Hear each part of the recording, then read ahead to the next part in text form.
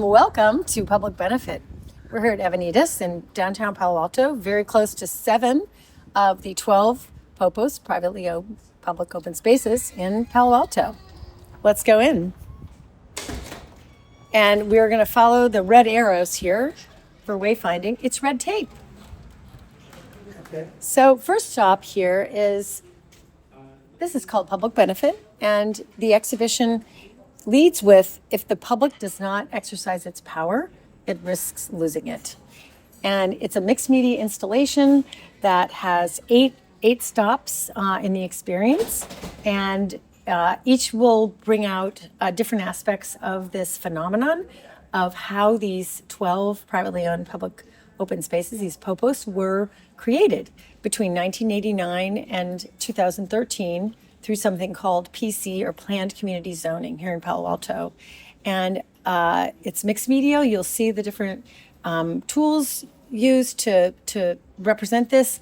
And it's not just about this community, it's really about how in general public space and public resources are being usurped, and the tension between what's public and what's private, the murkiness of that, and all the stakeholders that have a part in it, and how things evolve, and then what the role of the public is in that. So let's get going. First stop here is, you'll note I'm wearing a public button. So this is for you, really. You'll hear later, it's not to be confused with for you, but not really. So these are public buttons that I have made. A neighbor loaned me his button machine and his expertise with it. Now I've gotten quite good. And so I wear it proudly. Here we go to number 2. So I'm following this red tape. There's a lot of red tape. And we're coming upon, number 2 is deals were made. This is made of file folders and metal prongs and printer paper, very common materials. And this is a wall and a column covered with documents, and it's a grid of legal documents that includes every page of all 10 ordinances that pertain to the city's 12 privately owned public open spaces. And these range from 1989, number 1, all the way to number 10, which is on the column, from 2013, which was the last PC zoned project in this city, in that formal, under that formal program. So take it in.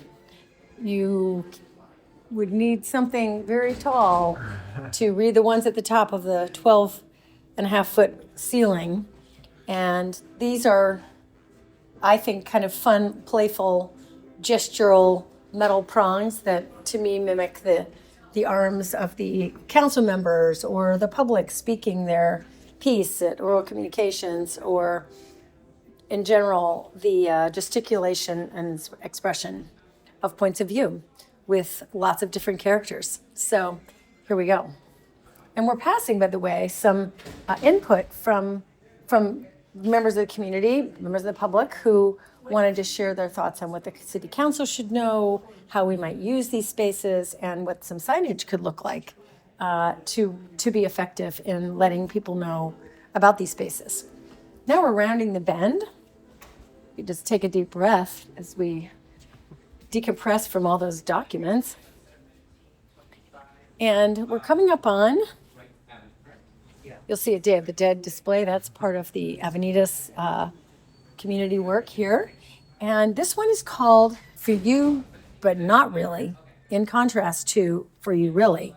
So this one is 3 banners. They're outdoor vinyl banners, another material that's used to communicate with the public. It guides the viewer from what appears to be a locked gate and takes you into a lush garden. This is located a block from where we're standing right now, right in downtown Palo Alto. And this piece includes also a transparent ballot box that contains a handwritten sign that says free, and a small metal bench and a lock that, again, appears to be locked. So if we look over here, this is what greets you. This is the welcome wagon for one of the early Popos. It was where the Times Tribune building was, the newspaper. So there's something symbolic there to me. The Free Press, the Fourth Estate. And this is really telling you mainly nowhere does it use the word public. And it's garden hours, 8 to 5. I learned from the gardener that he locks it at 4:30. So that's actually not accurate. And then in addition to the things you can't do, it's quick to tell you that you will be under surveillance. But you are duly rewarded if you make the effort and push the gate and discover it open and go in and enjoy the garden. In addition to being not particularly welcoming and necessarily accessible, the notion of someone mentioned the idea of the public being small or feeling small. And I think when we feel small, we don't own our power and our agency, and that does not land in a good direction. So let's go around the corner. If this was the as is, the present, and the deals were made was the past, we are now moving into what's possible going forward, to a bit of the future. And so this piece is called Glimmers. It's one of 3 parts. It's called Map Piece, and it's a collaged, using zoning maps and watercolors and sketches and some found objects and embroidery thread, and more office supplies. We've got our friendly neighborhood red file folders with prongs. So there are 10 ordinances, and again, there are 10 collage pieces that mirror each of those, and then there's a preamble and a kind of a postlude flanking them for a total of 12. This one, you'll see threading the needle, which I believe is emblematic of what the developers did, figuring out how to get through the rules to maximize what they were after. And similarly, I, as an artist, have been working on threading the needle for how do I get all these stakeholders on board, sometimes people that may not agree on things, conflicting interests, but let's move this forward while shining a light on something. An expression of sunlight is the best disinfectant.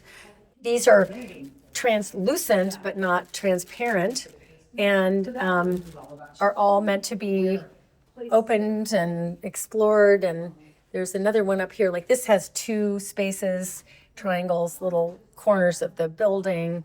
A lot of people recognize that. Oh, and the most common thing people say is, I had no idea.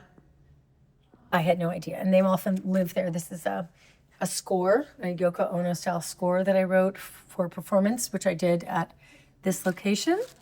Might not look like much, but I believe there's potential in every one of these locations. So it's on us to see what we can do, and it's on us to get some signage and some, I would say, collaborative code enforcement and, again, engagement going forward. So the compliment department is open. Don't hesitate to text and get a compliment. See if you get one. And then, again, all the zoning maps, a little bit of text from the video, Noam Chomsky, and the potential of infinity of the future, the blank canvas. So here we are at the video, which is about 8.5 minutes long, called Glimmers. It's a second part of that, what's possible. These represent my activations, what I've been doing in the spaces, and to kind of bring them to life, to experiment, to see what wants to happen there. And rounding the bend, here we are. We have a lot of people come in this way, so more about the exhibition. And here we have the archive. This is a sort of an assemblage of the elements of my working space. And as an artist, not my studio per se, but it's the research, the making, the civic activation, that all sort of, and inspiration that all are here together. So some children's books that have inspired me my whole life. And when I look and think about what role do I play here, I'm a guide in a way to this experience and investigation. So Eloise and Harriet the Spy and Where the Sidewalk Ends. And I feel like now we're in the stone soup phase of how is the community going to engage. Some sketches, ways of seeing, a really dense library of public and political writing and social practice art. And of course, another ballot box, this time with an onion for peeling back the layers and the work that takes like against some barriers to get at what is really happening. This is my father's briefcase that has the tools for me as an artist of civic engagement, and it's kind of an homage to my father, who is a lawyer and very much a civic leader. And there's a fun little cartoon to explore that is, I didn't realize till later, but really it's a metaphor for the whole thing, how we share space or not, and a little humor. Humor is important.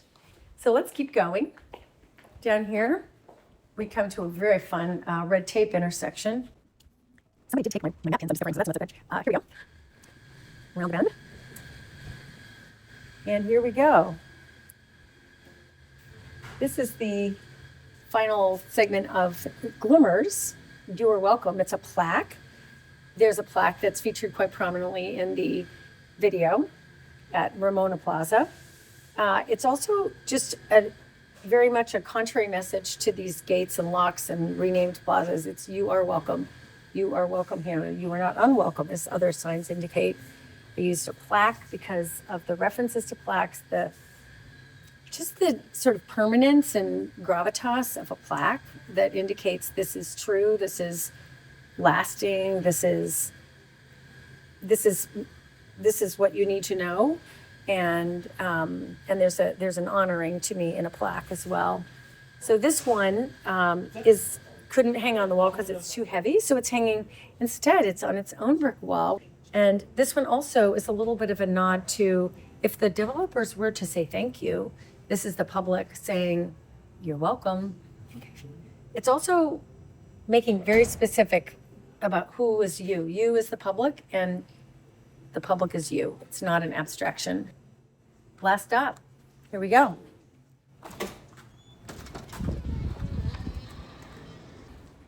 We stayed in the private here. So here we are, a conversation piece, which is very simple. It's a red table and chairs. Seating seems simple, but there isn't seating in a lot of these popos, and there certainly aren't tables. So this is meant to be a place for conversation, for reflection. You can be with other people. You can just rest. You don't have to buy anything. You can just be. And here we have another ballot box, and this one is readily openable. And unlike those map pins right out here in the public, nobody has taken them. And so I grew these in our community garden plot. I only had access to red zinnias this year, and so there they are. This is a place where you can come across people that you didn't know and that you might not connect with in other ways. It's a third space.